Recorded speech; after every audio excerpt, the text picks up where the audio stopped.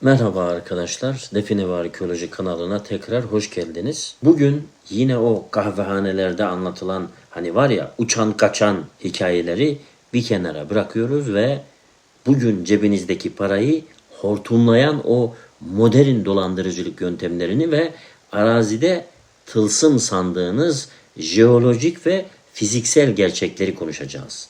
Bunu derken tılsım yok anlamında değil arkadaşlar. Tılsım vardır ve gerçektir ama günümüzdeki o çok bilmiş ama aslında hiçbir şey bilmeyen ama o çok bilmiş profesörlerin dediği gibi her zaman her yerde olan o tılsımlar gibi değil. Öyle bir şey yok çünkü. Amacımız arkadaşlar sizi hayatta tutmak ve özgürlüğünüzü korumak. Aynı zamanda cebinizdeki son kuruşu o şarlatanlara kaptırmanızı engellemek. Hazırsanız arkadaşlar bilimin o ışığını karanlık tünellere tutmaya başlayalım. Arkadaşlar birçok maddemiz var. Videoyu atlamadan izlemenizi tavsiye ederim. Birinci maddemiz alan tarama çubukları ve ideomotor etkisi. Arkadaşlar konuya başlamadan önce şu anda piyasada ve internette dönen alan tarama çubuğu dolandırıcıları yani şarlatanlarından bahsedeceğim. Hepinizin bildiği gibi piyasada herkes çeşit çeşit sözde alan tarama çubuğu yapıp satar oldular. Tabi bilmeyenler de ne yapıyor? Maalesef bunlar gibi şarlatanlara paralarını kaptırmaya devam ediyorlar. Size soruyorum arkadaşlar. Madem bu çubuklar onların dedikleri gibi altınları bulabiliyorlar. O zaman arkadaşlar bunlar neden çubuk yapıp size satıyorlar? Piyasadaki o hani var ya tüplüsünden, yaylısından, uzunundan, kısasından, antenlisinden, kuntinlisinden, hidroliklisinden, titreşimlisinden, incesinden, kalınından, elektriklisinden, pillisinden, osundan, busundan akıllı olun arkadaşlar ya. Ya akıllı olun. Onların çubuklarını satma sebebi niye? Para kazanmak. Doğru mu? Madem bu altını buluyor, altın para değil mi? Niye gidip de kendisi bulmuyor da sana satıyor bunu? Ya arkadaşlar var ya gerçekten var ya sinir oluyorum ya. Bakın dediklerimi iyi dinleyin. Şimdi arkadaşlar biraz alan tarama çubuklarından bahsedip konunun asıl hedef noktasına geçeceğiz birazdan. Define ve arkeoloji ailesi. Bakın biz burada bir aileyiz. Hepinize sesleniyorum arkadaşlar. Lütfen beni dinleyin. Bugün definecilik dünyasının belki de en çok tartışılan, üzerine en çok efsane üretilen ama doğru kullanıldığında sahadaki en büyük yardımcınız olan o gizemli aracı konuşacağız. Alan tarama çubukları. Kimine göre bir mucize, kimine göre sadece bir fizik kuralı, kimine göre ise de bir gelenek. Bugün bu çubukların binlerce yıllık tarihinden ilk nasıl ortaya çıktıklarından, yapım sırlarından ve o meşhur çubuk dilinin nasıl çözüleceğinden bahsedeceğiz arkadaşlar. Hazırsanız arkadaşlar toprağın altındaki o enerjiyi ellerimizle hissetmeye başlayalım. Şimdi arkadaşlar alan taramanın gizemli tarihçesi ve ilk çubuk. Arkadaşlar alan tarama dediğimiz bu yöntem aslında modern bir icat değil. İnsanlığın yerleşik hayata geçişinden beri kullandığı en eski tespit yöntemlerinden biridir. Dolayısıyla yok demiyorum, bu vardır ama şu anda bizim piyasada gördüğümüz o antin kuntin şeyleri satanların dediği gibi değil. Onu demek istiyorum. Bilimsel literatürde arkadaşlar rabdometri veya arkadaşlar dowsing olarak bilinen bu sanatın kökleri antik Mısır hiyerogliflerine ve antik Çin imparatorluk kayıtlarına kadar uzanır arkadaşlar bu. Şimdi ilk çubuk nasıl bulundu? İlk alan tarama çubukları arkadaşlar metalden değil doğanın kalbinden yani ağaç dallarından yapılmıştı. Antik dönemi insanları özellikle yeraltı su kaynaklarını bulmak için çatallı çubuk Y şeklinde yani Y çubuk yöntemini keşfetmişlerdir. Genellikle fındık, söğüt veya zeytin gibi böyle esnek ve öz suyu canlı ağaç dalları kullanılırdı. İnanışa göre arkadaşlar toprağın altındaki suyun yarattığı manyetik alan ağacın öz suyuyla bir rezonansa giriyor ve dalın aşağı doğru eğilmesini sağlıyordu. Ortaçağ Avrupa'sında maden arayan Alman madenciler bu yöntemi metal cevherlerini bulmak için geliştirdiler ve böylece bugün kullandığımız L dediğimiz yani L tipi metal çubukların temelleri atılmış oldu. Alan tarama nedir ve neden yapılır? Arkadaşlar alan tarama en basit tabiriyle insan vücudundaki statik elektriği ve yer kabuğundaki elektromanyetik sapmaları kullanarak hedefteki boşluk veya metal kütlesini tespit etme yöntemidir. Neden yapılır arkadaşlar? Çünkü bakın dedektörler genellikle kısıtlı bir derinliğe ve dar bir görüş açısına sahiptir. Ancak alan tarama çubukları sahadaki böyle genel enerjiyi okumanızı sağlar. Hani örnek veriyorum kilometrelerce karelik böyle bir arazide iğne aramak yerine çubuklarla hedefi birkaç metre kareye kadar böyle daraltabilir. Ardından dedektörünüzle nokta atışı yapabilirsiniz.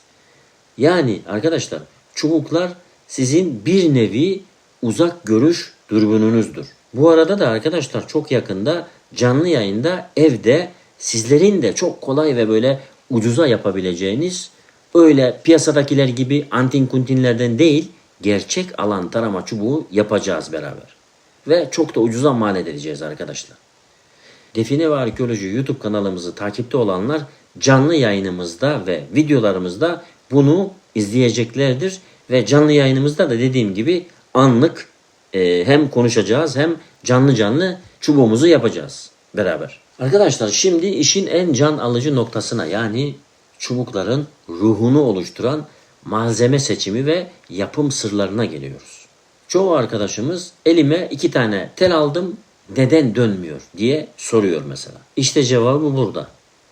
Her çubuk her işi yapmaz ve her metalin toprak altındaki frekansla kurduğu bağ farklıdır çünkü arkadaşlar.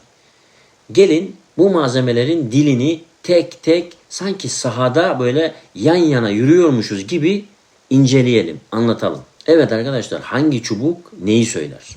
Alan tarama dünyasında malzeme seçimi aslında hangi frekansa kulak kabartacağımızı seçmektir. Eğer sahanın en hassas, en hızlı ve tabiri caizse en yerinde duramayan çubuğunu istiyorsanız arkadaşlar yolunuz mutlaka saf bakır ile kesişecektir. Bakırın iletkenlik derecesi çok yüksek olduğu için hem metal kütlelerine hem de yer altındaki boşluklara karşı inanılmaz bir duyarlılığa sahiptir arkadaşlar.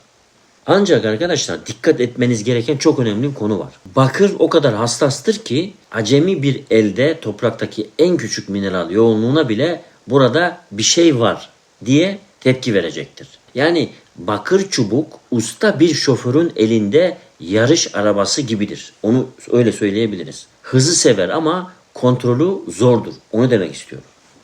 Eğer ben biraz daha stabil, rüzgardan etkilenmeyen ve beni yormayacak bir çubuk istiyorum derseniz o zaman pirinç yani halk arasındaki adıyla sarı çubuk devreye girer. Pirincin iletkenliği bakıra göre biraz daha dengelidir.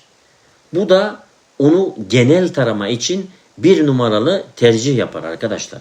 Özellikle açık ve rüzgarlı arazilerde pirinç çubuklar o ağırbaşlı yapısıyla size daha net ve kararlı sinyaller verecektir. Sahaya yeni çıkan arkadaşlarımız için pirinç en güvenilir limandır. Bu arada arkadaşlar sizlere önemli bir tavsiye vereyim. Arazide arama yapacağınız zaman ilk önce pirinç çubukla ve daha sonra bakır çubukla aynı yerde arama yapın. Böylece yapmış olduğunuz işlemin de sağlamasını yapmış olursunuz. Peki ya ben sadece en değerli olanının yani altının ve gümüşün peşindeyim diyorsanız işte orada işin içine gümüş kaplama girer arkadaşlar. Yani gümüş. Gümüş arkadaşlar iletkenliğin zirvesidir aslında ve özellikle binlerce yıl toprak altında kalarak iyonlaşmış, çevresine enerji yayan o kadim eski altın ve gümüş kütlelerine karşı özel bir böyle mıknatıs etkisi gösterir. Gümüş kaplı çubuklar veya gümüş toprağın gürültüsünü eler ve sadece o asil metallerin frekansına odaklanır. Tabii bu çubukları kullanırken zihinsel odaklanmanızın da en üst seviyede olması gerekir. Son olarak sadece o yeraltı odalarını, tünelleri ve o devasa boşlukları arayan dostlarım için krom veya çelik çubuklardan bahsedelim. Bu malzemelerin iletkenliği diğerlerine göre düşüktür. Ancak bu bir dezavantaj değil, bir özelliktir. Düşük iletkenlik sayesinde bu çubuklar küçük metalleri görmezden gelir ve sadece büyük kütleli boşlukların yarattığı manyetik kırılmalara tepki verirler. Eğer bir tumulüsün girişini veya devasa bir kaya mezarını arıyorsanız çelik çubuklar sizin için en sadık gözlemciniz olacaktır. Yapım sırları ve altın ölçüler. Şimdi arkadaşlar, malzemeyi seçmek yetmez dostlar. O malzemeye doğru formu vermek de bir o kadar önemlidir. Bir L çubuğu yaparken vücut ergonominiz ile çubuğun salının dengesi arasında bir uyum yakalamalısınız. Ustalardan gelen ve kendi tecrübelerimizle sabit olan ideal ölçü şudur arkadaşlar. Şunu söyleyebilirim. Çubuğun elinizle kavradığınız bu tutma yeri var ya, hani çubuğun tutma sapı, yaklaşık 10 ile 15 santimetre arasında olmalıdır. Bu mesafe avuç içinizdeki statik elektriğin çubuğa dengeli bir şekilde akmasını sağlayacaktır. Çubuğun ileriye doğru uzanan, yani hedefi gösteren kolu ise, yani şöyle, genellikle 40 ile 50 santimetre arasında tutulur. Neden bu ölçü derseniz arkadaşlar, eğer kolu çok kısa tutarsanız çubuk çok hızlı döner ve kontrolü kaybedersiniz arkadaşlar. Çok uzun tutarsanız da bu sefer rüzgar direnci artar ve çubuk hantallaşır. Yani bu ölçüler doğanın fiziği ile sizin biyolojinizin birleştiği o altın denge noktasıdır. Arkadaşlar bakın, bunu unutmayın. Çubuk bir araçtır. Asıl cihaz sizsiniz. Doğru malzemeyi doğru ölçüyle birleştirdiğinizde ve üzerine bir de sabır eklediğinizde toprağın altındaki o sessiz dünya sizinle konuşmaya başlayacaktır adeta. Arkadaşlar, alan tarama çubuğu nasıl kullanılır, biraz da ondan bahsedelim. Çubuğu eline alan herkesin bir şeyler bulduğunu sanması en büyük yanılgıdır. Çubuk kullanmak bir enstrüman çalmak gibidir arkadaşlar. Sabır ve zihinsel odaklanma ister bu. Eğer bu elinizdeki çubuğun, yani enstrümanın sadece bir zurna olmasını istemiyorsanız, o zaman dediklerimi unutmayın. Ve videonun devamında da anlatacaklarımı unutmayın arkadaşlar. Yoksa çaldığınız bir zurna olur. Tutuş ve duruş. Dirseklerinizi vücudunuza 90 derecelik bir açıyla sabitlemeniz gerekecek. Çubukları ne çok sıkı ne de çok gevşek tutacaksınız. Onlar sizin ellerinizde özgürce böyle dönebilmeli. Ayaklarınızı omuz genişliğinde açın ve vücudunuzdaki o statik elektriğin toprağa akmasına izin verin arkadaşlar. 2. Zihinsel odaklanma. Yani frekans ayarı diyelim buna. Çubuklar aslında sizin sinir sisteminizin bir uzantısıdır. Eğer altın arıyorsanız zihninizde altının rengini, ağırlığını ve enerjisini böyle tam olarak canlandırmalısınız arkadaşlar. Biz buna zihinsel numune diyoruz. Eğer zihniniz dağınıksa çubuklar sadece topraktaki mineral yoğunluğuna gidecektir mutlaka arkadaşlar. Üçüncü arkadaşlar, çubuk dili. Çarpı yapması ve dışa açılma. Şimdi arkadaşlar, çarpı yapmadan başlayalım. Çubuklar uç uca gelip çarpı yapıyorlarsa bu genellikle bir hedef, metal veya boşluk üzerindesiniz demektir. Dışa açılmadan da bahsedelim. Çubuklar birbirinden uzaklaşıyorsa, yani açılıyorsa, bu genellikle bir itme enerjisidir. Yani bir boşluğun oda, tünel, kuyu gibi yani. Onun kenarındasınız demektir. Paralel sağa sola dönüş. Bir de ondan bahsedelim. Hedefin o yönde olduğunu gösteren bir pusula hareketidir bu. Yani dönüyor ya, ikisi de sağa sola aynı anda. Define ve arkeoloji olarak arkadaşlar yine sizlere o hazineleri, o defineleri, o altınları bulduracak altın tavsiyeleri vereyim. alan tarama çubukları tek başına bir mucize değildir. Onlar sizin bilgi ve tecrübenizle birleştiğinde değer kazanır. Bir işe yarar. Sahada mineral elenmesi, çubukların minerali metal sanması en büyük sorundur. Bunu aşmak için arkadaşlar çubukların sapına veya işte ağzınıza böyle küçük bir numune altın veya gümüş parçası alarak benzer benzeri çeker kuralını işletebilirsiniz. Frekans olarak yani. Unutmayın, en iyi alan tarama cihazı kendi vücudunuzu ve doğanın dilini tanımanızdır. Çubuklar sadece bu dili size tercüme eden birer antendir arkadaşlar. Sahada bol bol pratik yapın. Boşluk ve metal tepkilerini kendi vücudunuzda test edin arkadaşlar. İkinci maddemiz arkadaşlar kırmızı civa dolandırıcılığı. Şimdi çoğumuz bilir. Definecilik dünyasının en büyük hayaletini, yani yıllardır dilden dile dolaşan, uğruna servetler yakılan ama aslında koca bir illüzyondan ibaret olan o meşhur kırmızı civa konusunu anlatmaya çalışacağım arkadaşlar. Bugün burada belirsizliklere, muammalara yer yok arkadaşlar. Net konuşmaya çalışacağız. Bilimin, tarihin ve istihbarat kayıtlarının ışığında bu maddenin neden koca bir yalan olduğunu arkadaşlar tüm kanıtlarıyla ortaya koyacağız şimdi. Bilimsel gerçeklik. Civa nedir arkadaşlar ve ne değildir? Ona bakalım. Kırmızı civa diye bir madde yoktur.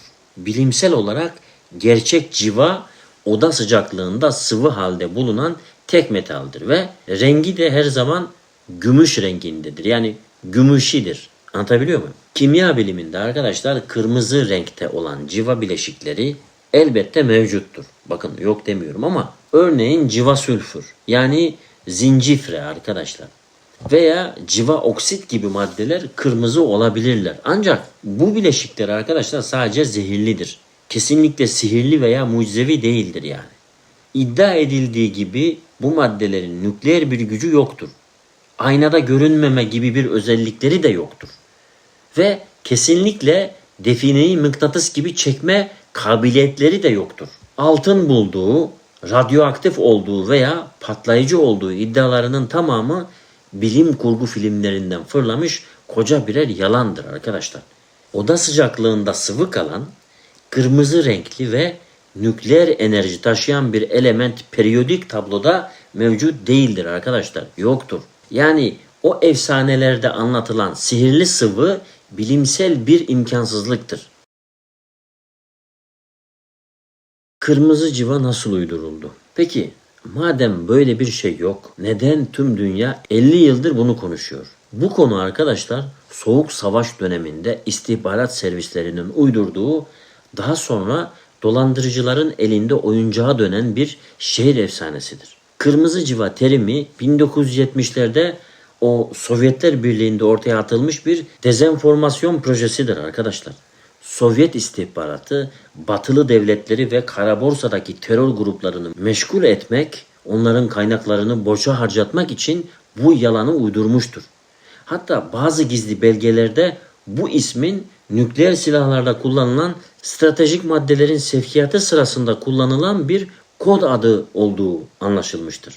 Yani ortada kırmızı bir sıvı değil, sadece gizli bir sevkiyat ismi vardı.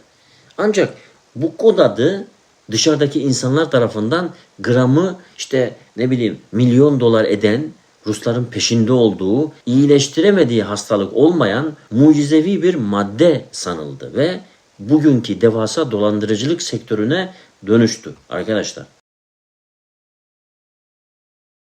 Gelelim bizim sahadaki dostlarımızın karşısına çıkan o meşhur dolandırıcılık yöntemlerine. Değerli define ve arkeoloji takipçileri, piyasada kırmızı civa diye satılan o şey genellikle dikiş makinesi yağına karıştırılmış kırmızı boya veya laboratuvarlarda kullanılan basit, değersiz civa oksittir arkadaşlar. Dolandırıcılar size şu sahte testleri sunabilirler. Örnek veriyorum. Ayna ve sarımsak testi. Şimdi arkadaşlar maddelerin aynada görünmediğini veya sarımsaktan kaçıp ekmeğe koştuğunu iddia ederler. Böyle videolar görmüşsünüzdür bazen. Düşmüştür sizin gruplarınıza, size gönderilmiştir videolardan falan mutlaka. Bunlar tamamen fiziksel illüzyonlar ve el çabukluğuyla yapılan hilelerdir arkadaşlar. Öyle bir şey yoktur. Eski cihaz efsaneleri. Örnek vereyim mesela. Singer dikiş makinesinin iğnesinde veya eski radyoların tüplerinde kırmızı civa var diyerek insanları bu cihazları fahiş fiyatlara almaya teşvik ederler mesela. Oldu bunların hepsi. Milyon dolarlık vaatler, gramı milyon dolar, Ruslar peşinde diyerek size sanki böyle bir altın vuruş yapacağınıza inandırırlar. Halbuki alsanız onu ne olacak? Hani gerçek olsa ne olacak arkadaşlar? Ölüp gideceksiniz, zehirleneceksiniz. Öyle bir şey yok da. Hani arkadaşlar bu maddeyi arayanlar, satanlar ve pazarlayanlar ya dolandırıcıdır ya da dolandırılmak üzere olan kurbanlardır. Bu hayalet madde için harcayacağınız her kuruş çöpe atılmış paradır. Üstelik civa bileşikleri arkadaşlar son derece zehirlidir. Solumak ve temas etmek kalıcı sağlık sorunlarına yol açar. Bunu da unutmayın. Şimdi arkadaşlar net konuşalım. Kırmızı civa koca bir yalandır. Definecilik toprağın altındaki gerçek tarihi ve değerli madenleri yani altındır, gümüştür, sikkedir, heykelleri işte ve her neyse bilimsel yöntemlerle, işaretlerle ve doğru teknolojiyle aramaktır arkadaşlar. Olmayan bir hayaletin peşinde koşmak sadece vaktinizi, paranızı ve en önemlisi sağlığınızı çalacaktır sizden. Bizim bu kanalımızda yani Define ve Arkeoloji'de biz her zaman gerçeğin ve kanıtın yanındayız arkadaşlar. Sizin hazineniz elinizdeki dedektörün, cihazın her neyse onun gerçek sinyalinde, kayadaki oymanın doğru çözümünde ve tarihin gerçek bilgisinde saklıdır arkadaşlar. Eğer olur ya arkadaşlar biri bir gün size kırmızı civa dediği an oradan uzaklaşın. Zaman harcamayın. Üçüncü maddemiz arkadaşlar sabun toprak veya kül katmanı yanılgısı. Yani kaygan toprak veya kül katmanı yanılgısı. Ondan bahsedelim. Şimdi arkadaşlar o kazı yaparken karşınıza çıkan o kaygan vıcık vıcık sabuna benzeyen toprak tabakası var ya. Defineciler buna hemen tuzaklı toprak. Burası tılsımlı. Kayıp düşelim diye yapılmış derler mesela. Hayır arkadaşlar o bir tuzak değil antik bir yalıtım aslında. Yani yalıtım teknolojisi. Bunun bilimsel adı bentonit kili veya sıkıştırılmış kil tabakasıdır arkadaşlar. Antik mimarlar mezar odasını veya işte mahzeni yağmur sularından ve nemden korumak için yapının üzerini bu geçirimsiz kil tabakasıyla örterlerdi mesela. Suyla temas ettiğinde bu kil şişer ve suyun aşağıya yani odaya sızmasını engeller. Yani o kayganlık bir büyü değil arkadaşlar su yalıtımıdır. Eğer böyle bir katmana denk geldiyseniz bu bir tuzak değil aksine aşağıda korunmak istenen kuru bir alan olduğunun da aynı zamanda bir mühendislik kanıtıdır. Oradan da onu çözebilirsiniz yani. Aşağıda bir şey olduğunu bilebilirsiniz. Ta ne zaman neler yapılmış, neler düşünülmüş. Dördüncü maddemiz. Yılan ve akrep bekçileri. Arkadaşlar önce şunu belirterek başlamak istiyorum konuya. Tılsım vardır evet ve doğrudur. Ama öyle bazılarının dediği gibi her zaman ve her yerde değil tabii ki. Bu anlatacaklarım istisnalar hariç genelde tam taşı kırdık altından dev gibi bir yılan çıktı. Kesin tılsım bu. Kesin bekçi bu deniyor mesela. Arkadaşlar sürüngenler yani yılan ve kertenkeleler ektotermik yani soğukkanlı canlılardır. Vücut ısılarını dengelemek için dış kaynaklara ihtiyaç duyarlar. Gündüz güneşin vurduğu o taşlar ısınır ve gece boyunca bu ısıyı korurlar. Yılanlar da gece üşümemek için bu taşların altına yani sizin define aradığınız o sıcak oyuklara girerler. Ya da tam tersi. Yazın kavurucu sıcağında serinlemek için mezar odalarının nemli gölgelerine sığınırlar mesela. O hayvan orada bir hazineyi beklediği için değil, sadece hayatta kalmaya çalıştığı, barındığı için orada. Taşı kaldırdığınızda size saldırması da görev bilincinden değil, evini yıktığınız için duyduğu korkudandır. Yani can korkusundandır. Olay mistik değil yani, tamamen ekolojiktir yani. Yani şunu diyeyim, tılsım olan bir yerde anormallik olur arkadaşlar. Herkesin gördüğü, herkesin hissettiği, herkesin duyduğu, herkesin o şeyi görüyorsa, yani gördüğü şey tılsım değildir. Tılsım kişiden kişiye değişir ve herkes görmez, herkes hissetmez. Anlatabiliyor muyum arkadaşlar? Bir muamma, bir paranormal durum olur. Ama bu şekilde ise normal bir canlıdır. Yani tılsımla alakası yoktur. Kendi kendimizi böyle bir şeyler düşünüp de korkutmanın bir anlamı yok. Beşinci maddemiz arkadaşlar, tümülüslerde tepeden girme hatası. Tümülüs yani yığma tepe mezarlar. Çoğu kişi mezar tam ortadadır, tepeden dikine kazalım mantığıyla hareket eder arkadaşlar. Evet, bu şekilde vardır arkadaşlar ama enderdir. Biz genelden bahsedeceğiz yine. Mezar tam ortadadır, tepeden dikine kazalım mantığıyla hareket etmek hem cahilce hem de en ölümcül olan yöntemdir arkadaşlar. Şimdi bak, birincisi, tümülüslerin mimarisinde mezar odası yani dromos hariç çok nadiren tam geometrik merkezde olur arkadaşlar. Genellikle güneybatı veya güneydoğu kadranında, merkezin uzağında gizlenmiştir yani. Tepeden kazdığınızda sadece tonlarca toprağı yer değiştirirsiniz. İkincisi ve en önemlisi, statik denge. O yığma tepe yüzyıllar içinde oturmuş bir dengededir. Baskındır. Siz tepeden bir kuyu açtığınızda arkadaşlar, yanlardaki tonlarca ağırlık o kuyuya baskı yapar. Desteksiz, iksasız açılan o kuyular definecilerin en çok can verdiği yerlerdir arkadaşlar. Toprak kayması saniyeler içinde olur ve sizi o yığının bir parçası yapar. Antik mühendisler aptal değildi arkadaşlar. Bir uyanık bizler değiliz. O yapıyı açılmasın diye tasarladılar çünkü. Giriş her zaman eteklerde, ana toprak seviyesinde veya daha derinde, gizli bir tüneldedir arkadaşlar. Tepeden girmek dağa kafa tutmaktır. Anlatabiliyor muyum? 6. maddemiz. Sikke temizliğinde limon ve sirke yanlışı. Şimdi arkadaşlar, diyelim ki şansınız yaver gitti. Dediklerimi dinlediniz, bilgi birikimi edindiniz.